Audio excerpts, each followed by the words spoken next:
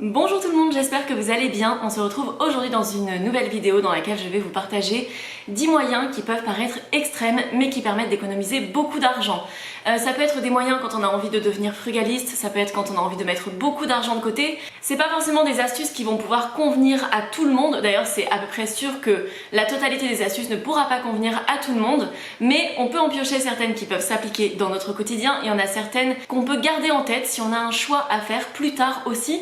C'est pas parce qu'on voit quelque chose que ça peut s'appliquer tout de suite. Parfois, faire un changement alors qu'on vient d'en faire un, ça peut coûter plus d'argent. Donc ça peut juste être des petites astuces qu'on garde en tête, et certaines ne s'appliqueront pas forcément si votre but c'est d'épargner par exemple 30 € de plus par mois, ou de rembourser une petite dette, ou de combler un petit découvert, ce genre de choses. Ça va plutôt être des astuces quand on a envie d'économiser vraiment beaucoup d'argent par mois, ou alors de vivre avec très peu d'argent. J'ai pas mal de vidéos qui parlent déjà de conseils pour commencer à gérer son budget, pour le prendre en main, etc.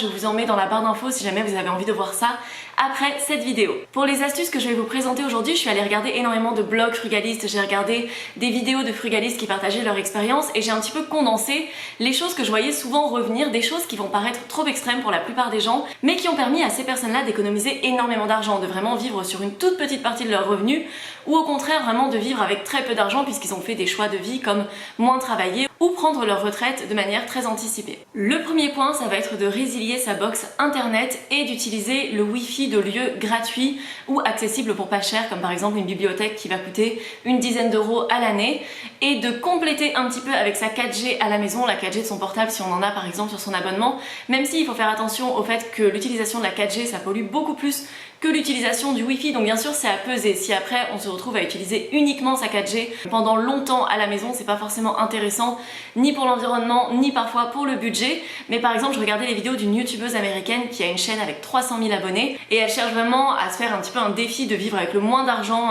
possible. Et donc elle a fait le choix de ne pas prendre de box internet, notamment par le fait qu'aux États-Unis les abonnements de box sont pas vraiment au même tarif qu'en France, et ça lui fait quand même économiser quelque chose comme entre 50 et 100 $ par mois, puisqu'elle va filmer ses vidéos de chez elle, elle va les monter de chez elle, et ensuite elle va aller les uploader dans une médiathèque ou quelque chose comme ça. Et donc vraiment ça peut être intéressant. Après voilà, c'est à appliquer selon sa situation. Moi je sais que c'est quelque chose que je ne pourrais pas faire. Pour autant, pendant un temps quand j'étais étudiante par exemple, pour retarder le moment de prendre une box, pendant plusieurs mois à l'époque, on utilisait, il y avait des spots de Wi-Fi qu'on pouvait utiliser si on connaissait le code, et ça pouvait permettre d'utiliser le Wi-Fi gratuitement pendant un temps, même si c'était pas un Wi-Fi de très bonne qualité. Ou sinon on peut utiliser le réseau quand on est à la fac par exemple. Et une fois qu'on est chez soi, faire une sorte de digital detox aussi. Je pense que ça peut faire du bien aussi de ne pas être connecté en permanence, puisqu'on a un petit peu l'habitude d'utiliser internet en illimité et que ça pèse un petit peu sur nos vies. Et je dis ça, je suis la première concernée en termes d'utilisation des réseaux sociaux, etc. Mais donc voilà, ça c'est vraiment une astuce comme la plupart qui s'applique pas pour tout le monde, mais peut-être qu'on peut y réfléchir. Les box aujourd'hui souvent ça va être dans les 20-30 € par mois, donc ça peut vraiment être intéressant de supprimer cette dépense, surtout si on a un tout petit budget ou si on est à la recherche du moindre pourcentage d'épargne qu'on peut récupérer. Pour la deuxième astuce, on passe sur quelque chose qui peut faire économiser beaucoup plus d'argent mais qui peut aussi être beaucoup plus contraignant. Ça va être de remplacer sa voiture par un vélo cargo, ou peut-être une de ses voitures. Si par exemple on est un couple avec 2 voitures, on peut décider de revendre ou de ne pas remplacer une des voitures et de la remplacer par un vélo cargo. Les vélos cargo électriques aujourd'hui on en voit beaucoup, en ville j'en vois beaucoup, sachant qu'à Marseille c'est pas forcément une ville hyper adaptée au vélo. Pour autant ça commence à se mettre en place, je vois des gens dans la campagne où habitent mes parents qui commencent à remplacer une des voitures du foyer par des vélos électriques. C'est vrai que maintenant on en fait sur lesquels on peut transporter des gens, enfin il y en a littéralement où on peut mettre un autre humain de 80 kg derrière. Donc ça peut être assez pratique, on peut mettre ses courses, on peut mettre parfois jusqu'à 3 enfants dessus, donc ça peut être une astuce pour économiser pas mal d'argent, puisque même si le vélo électrique va avoir un coût, il y a parfois des subventions pour en acheter un, et il y a aussi le fait qu'à l'usage ça coûte quand même beaucoup moins cher qu'une voiture, même si on l'assure, même si voilà, si on souhaite l'assurer contre le vol, parce que oui, il y a aussi des problématiques de vol quand on a un vélo par rapport à une voiture, enfin voilà, ça peut se poser. Je suis concernée, je me suis fait voler mon vélo il y a pas longtemps, mais c'était pas un vélo d'une forte valeur, donc c'est pas c'est pas aussi grave. Mais voilà, ça peut se prendre en compte, il y a beaucoup de gens qui le font, et notamment dans les frugalistes, j'ai vu énormément de gens mettre en place cette astuce. Après, ça peut être d'autres astuces, par exemple, moi j'ai pas de vélo électrique, mais à Marseille, on peut utiliser des vélos électriques en libre service pour 6 € par mois, donc c'est vrai que c'est intéressant, ça c'est pas encore disponible dans toutes les villes, mais je pense que ça arrivera dans pas mal de métropoles. En tout cas, c'est super intéressant qu'il l'ait fait dans notre ville, même si pour le moment c'est pas idéal du tout, et sinon j'utilise des transports en commun qui me coûtent beaucoup moins cher que d'utiliser une voiture. Et comme beaucoup d'astuces qui permettent d'économiser de l'argent, ça permet aussi d'agir sur son empreinte carbone, et vous savez que c'est quelque chose qui est important pour moi. La troisième astuce, c'est de faire absolument tous ses repas sur une base brute. C'est vrai que c'est le meilleur moyen d'économiser de l'argent et de manger des choses saines, puisqu'il existe parfois des produits très transformés qui ne coûtent pas très cher, mais qui peuvent être bourrés d'additifs, voilà, qui sont pas parfaits pour la santé. Après, ça ne veut pas dire qu'ils ont zéro place dans notre alimentation. Au contraire, parfois on peut en intégrer un petit peu de ces produits transformés qui peuvent nous simplifier en termes de charge mentale, etc.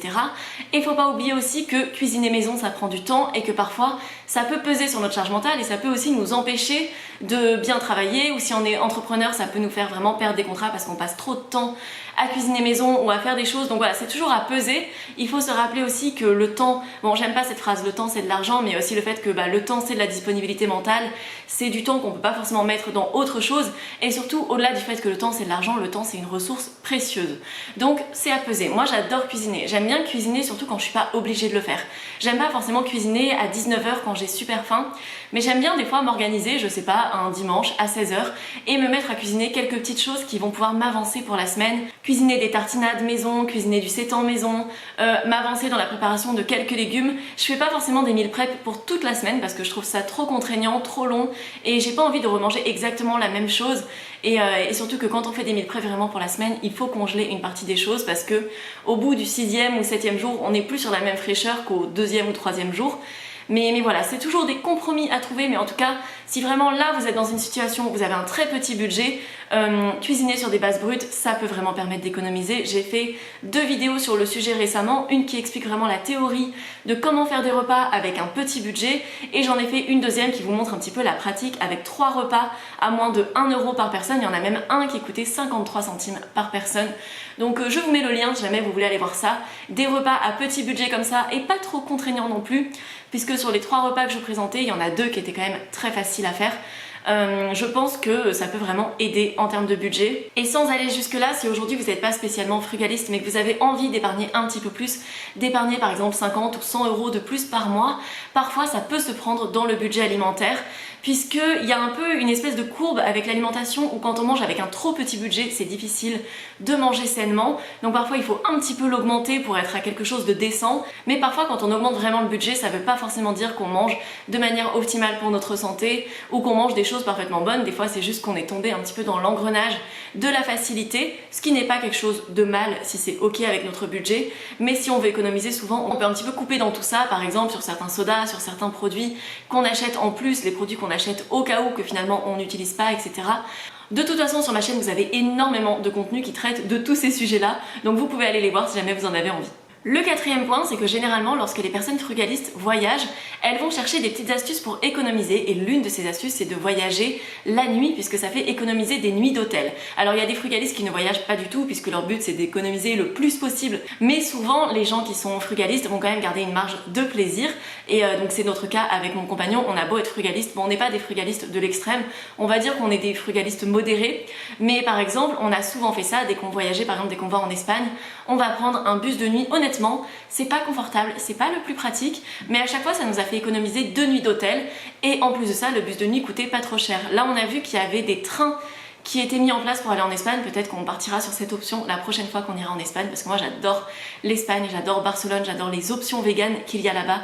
J'ai très envie d'y retourner, et si jamais à ce moment-là on a la flemme de prendre un bus de nuit, ou si ça coûte moins cher de prendre un train, puisque là on a vu des offres à 29 €, donc ça peut vraiment être intéressant d'y aller en train.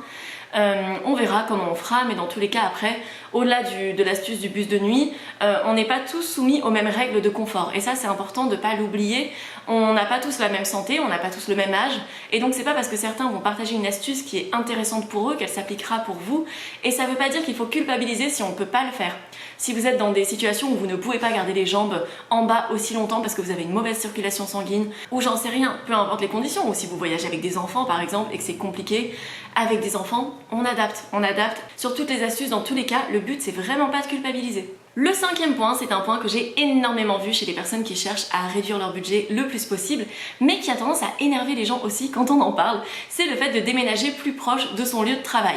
Alors ça dépend, si par exemple vous travaillez dans une ville qui coûte hyper cher, parfois ça vaut le coup d'habiter un peu plus loin, surtout si vous y allez en transport en commun. Mais disons que par exemple vous habitez à 1 heure en voiture de votre travail qui est plutôt en ville et que vous êtes plutôt à la campagne par exemple, peut-être que le loyer sera un petit peu plus cher si vous habitez en ville. Mais il y aura l'économie de l'essence, mais pas que, puisque potentiellement en habitant en ville, peut-être que vous pourrez vous passer de voiture, ou peut-être pas. Mais dans ce cas-là, ça renvoie au point numéro 2 de remplacer une de ces voitures par un vélo électrique, ou remplacer sa voiture par un vélo électrique, ou simplement de remplacer la voiture par les transports en commun ou par la marche. Et en fait, souvent, quand on pense au budget d'une voiture, beaucoup de gens ont tendance à oublier soit le coût d'achat, soit le coût à l'usage. Donc des fois, les gens vont se dire, mais quand ils voient par exemple les prix des transports en commun pour certaines régions, etc., se dire non mais à ce prix-là, c'est moins cher d'avoir une voiture parce qu'une voiture, ça coûte tant par mois. Souvent, on a tendance à oublier les frais d'entretien d'une voiture qui coûtent quand même assez cher. Enfin, personnellement, quand je vois les frais d'entretien de la voiture de mes parents, qui n'est pas une voiture de luxe ou quoi que ce soit, ça coûte plus cher que 2 abonnements de transport en commun à Marseille pour l'année, par exemple. Et sans compter les frais d'usage. Mais après, il va y avoir aussi le prix d'achat d'une voiture. Parfois, on oublie aussi que même si une voiture réussit à ne pas coûter trop cher par mois, il y a le prix d'achat. Et souvent, quand on a acheté sa voiture et qu'on l'utilise pendant longtemps, le prix d'achat, on ne le récupère pas ou on en récupère très peu, puisque une voiture va perdre de sa valeur avec le temps, sauf certains cas de voitures de collection qu'on n'utilise pas, etc. Mais c'est différent. Le 6e point, j'ai vu que des gens se fixaient un montant limite quand ils mangeaient à l'extérieur. Donc ça peut être par exemple de se dire on prend pas de boisson quand on mange à l'extérieur, ça c'est quelque chose qu'on a pas mal appliqué quand on était étudiant avec mon copain, puisque ça nous permettait en fait de convertir ce qu'on aurait dépensé en boisson. Si on cumulait, ça nous permettait de manger une autre fois à l'extérieur, et le fait de manger à l'extérieur nous apportait plus de plaisir que de prendre une boisson pendant notre repas, qu'en soit on pouvait prendre à la maison, ou de garder ce budget par exemple pour boire un verre à un autre moment et de faire 2 sorties au lieu d'une. Mais j'ai vu que par exemple dans d'autres cas, il y a des personnes qui vont prendre uniquement des menus enfants quand elles sont à l'extérieur, donc ça c'est un peu plus extrême. Mais par exemple si vraiment elles sont obligées de manger dehors parce qu'elles n'ont pas prévu leur repas, qu'elles ont oublié, qu'il y a un imprévu ou quelque chose comme ça, elles vont se diriger vers le menu le moins cher possible et demander un menu enfant, ou voilà, ça peut être une solution aussi. Personnellement, c'est pas quelque chose que j'applique, le truc du menu enfant, parce que quand je mange à l'extérieur, pour moi c'est un vrai plaisir et c'est pas pour manger des nuggets frites, sachant qu'en plus je suis végane, donc il n'y en a pas en vegan, mais même avant d'être végane, quand j'étais déjà frugaliste, c'est pas quelque chose vers lequel je me dirigeais, puisque je préfère anticiper le moment où je vais aller au restaurant et vraiment prendre du plaisir à ce moment-là, me régaler, et je vais pas au restaurant pour la fonction me nourrir, puisque pour me nourrir, je peux le faire de chez moi avec des pâtes, si vraiment je suis dans une situation où j'ai la flemme ultime, cuire des pâtes, voilà. Mais même si ça peut m'arriver de craquer pour un truc à emporter où j'ai pas anticipé, ou j'en sais rien, où vraiment j'ai une méga flemme, ça peut arriver, mais c'est des situations que j'essaye d'éviter, puisque s'organiser et anticiper, généralement ça fait économiser beaucoup d'argent. C'est aussi pour ça que je vous dis que parfois, quand je vous parlais du point sur la nourriture, c'est bien d'avoir des petites options de flemme, ça peut vraiment dépanner. Dans mon cas, ça va être les simili-carnets. C'est quelque chose qui coûte un peu plus cher que ma nourriture du quotidien, mais parfois c'est quand même super simple de se faire des pâtes avec des saucisses végétales. Ça revient peut-être à 2 fois plus cher que ce que je mange au quotidien, mais ça revient toujours à 5 fois moins cher que de manger à l'extérieur. Le 7e point, c'est d'acheter un studio et de vivre dedans. Je sais que ça peut paraître hyper extrême quand on l'entend comme ça, mais laissez-moi développer un petit peu sur ce point. Vous m'avez souvent demandé comment j'aurais fait si j'avais pas été en couple, puisque je vous en ai déjà parlé plein de fois sur mon parcours, etc. Quelque chose qui nous a permis d'économiser énormément d'argent avec mon compagnon, c'est que après avoir été frugaliste pendant des années, on avait une certaine somme et qui nous a permis d'acheter cash notre premier appartement. Donc on a acheté un appartement de 39 mètres carrés qui nous a coûté 92 000 €. Je vous ai déjà expliqué le mode de financement, j'ai une vidéo vraiment dessus si jamais ça vous intéresse. Et on m'a souvent demandé comment j'aurais fait si j'avais été seule. Si j'avais été seule, j'aurais acheté un appartement à la hauteur de ce que j'avais en épargne peut-être en complétant avec un petit crédit, et j'aurais acheté un studio pour vivre dedans. C'est pas quelque chose qu'on peut faire à tout âge, c'est pas quelque chose qui peut s'appliquer à tout le monde, ça s'applique pas forcément si on n'a pas d'épargne, si on n'a pas la possibilité de faire un crédit. En tout cas, c'est ce que moi j'aurais fait, puisque j'avais quand même une bonne épargne. Pour rappel, j'ai vraiment commencé à mettre beaucoup d'argent de côté à partir de mes 13 ans, donc ça, je vous invite vraiment à aller voir la vidéo où je parle de ce sujet, parce que je vais pas tout redévelopper dans cette vidéo. Mais par exemple, le fait d'avoir acheté cet appartement cash, c'est pas ce qui est recommandé généralement. Quand on parle d'investissement, on conseille plutôt d'acheter à crédit. Mais dans notre cas, c'était un moment où acheter à crédit, ça aurait pas forcément été optimal pour nous. Ça nous a permis de ne pas payer de loyer et de mettre énormément d'argent de côté pendant que moi je créais mon entreprise. J'avais pas des revenus de dingue puisqu'au début j'étais sur mon chômage. J'avais des revenus pour ma part qui étaient à hauteur de 1000 €. Donc c'était pas énormissime, mon copain avait plus, mais vraiment on économisait presque tout ce qu'on gagnait en fait. Pendant des mois et des mois, je dépensais 350 € par mois. Ce qui veut dire que tout le reste de ce que je gagnais, ça partait en épargne et ça a pu être ensuite investi dans un apport. Et ça a vraiment été une espèce de boule de neige vertueuse, on va dire. Et aujourd'hui, maintenant qu'on a un nouvel appartement, cet ancien appartement, dans quelques mois, on va le mettre en location pour 600 € par mois. Ce sera pas 600 € à 100% dans notre poche, puisque bien sûr, même si on n'a pas de crédit, on a des charges sur ce logement. Mais ça nous fera un énorme levier et ça nous permettra aussi d'avoir un revenu qui tombera sur notre compte tous les mois. Donc voilà, ce sera pas 600 parce qu'après il faut payer des choses dessus, etc. Mais en tout cas, ce sera quand même une belle somme qui fait une belle différence dans un budget, parce que à ce moment-là, on a investi dans cet appartement. Si à 23 ans, lorsque j'ai acheté cet appartement, j'avais été célibataire, j'aurais plutôt acheté un studio, même si il faut faire attention quand on achète un studio, il faut que ce soit quelque chose qui soit habitable, qui soit correct. Des fois, les surfaces de 9 mètres carrés, tout ça, c'est pas forcément une bonne idée. Il faut aussi faire attention au fait que ce soit louable ensuite, puisque généralement, quand on achète un studio, ça dépend de notre situation de vie, mais c'est pas forcément pour rester toute notre vie dedans. Donc il faut vraiment faire en sorte que ce soit un studio qui puisse être relouable. C'est pas pour tout le monde, l'immobilier ça plaît pas forcément à tout le monde, on n'a pas forcément tous envie de devenir propriétaire. Et devenir propriétaire, c'est pas le goal dans la vie qu'on doit tous avoir, c'est à adapter selon ce que l'on préfère. Moi, c'est ce que j'aurais fait si j'avais été célibataire, et peut-être qu'avec le temps, si je m'étais mise en couple, déjà un studio, on peut vivre à deux dedans, même si c'est pas pour tout le monde encore une fois. Mais nous, c'est quelque chose qu'on a fait pendant longtemps avec mon copain avant d'acheter notre premier appartement, puisque c'est ce qui nous a grandement permis d'économiser de l'argent ensuite. Mais ensuite, un studio, ça permet aussi, si par exemple plus tard on a les moyens, qu'on n'a pas forcément envie de le louer, ça permet d'héberger un proche, ça permet de dépanner, enfin voilà, ça peut servir à plein de choses. Donc c'est quelque chose que j'aurais pu faire, c'est quelque chose que je vois passer dans les contenus frugalistes, le fait d'acheter un très petit logement, puisqu'on achète ces mètres carrés et au lieu de dépenser dans un loyer tous les mois, on peut investir cet argent ailleurs, que ce soit dans le remboursement du crédit si on n'a pas acheté cash, ou que ce soit dans de l'épargne si on a pu acheter ce studio cash. Je sais que j'aurai des commentaires qui diront mais moi j'habite à Paris, mais moi je peux pas le faire, j'habite dans telle ville, etc. Bien sûr, on fait en fonction de là où on est. Moi j'habitais pas à Paris, de la même manière que mes conseils s'appliquent pas forcément si on habite à Los Angeles ou à New York, où ça coûte excessivement cher et où avec mes revenus je pourrais à peine louer un appartement de 9 mètres carrés. Donc voilà, ça va dépendre de notre situation, mais voilà. On n'habite pas tous à Paris ou dans des villes où l'immobilier est extrêmement cher, donc ça s'appliquera peut-être plus à d'autres personnes. Le 8e point, c'est que j'ai vu pas mal de personnes qui étaient à fond dans le fait de suivre les offres promotionnelles, de trouver les choses au meilleur prix. Alors il faut quand même le faire intelligemment, puisque parfois le fait d'être dans ce qui s'appelle le couponing, c'est le fait de découper plein de coupons pour réussir à avoir des choses gratuites. Parfois on peut même récupérer de l'argent si on arrive à cumuler des promos. Ça peut être super intéressant, ça peut aussi être très chronophage, ça peut aussi nous amener à surconsommer des choses dont on n'a pas forcément besoin. Et ça peut nous habituer aussi à certains produits qu'on n'aurait pas forcément achetés sinon. Donc faut faire attention, parce que souvent il y a quand même un truc, quand c'est gratuit, c'est un peu toi le produit.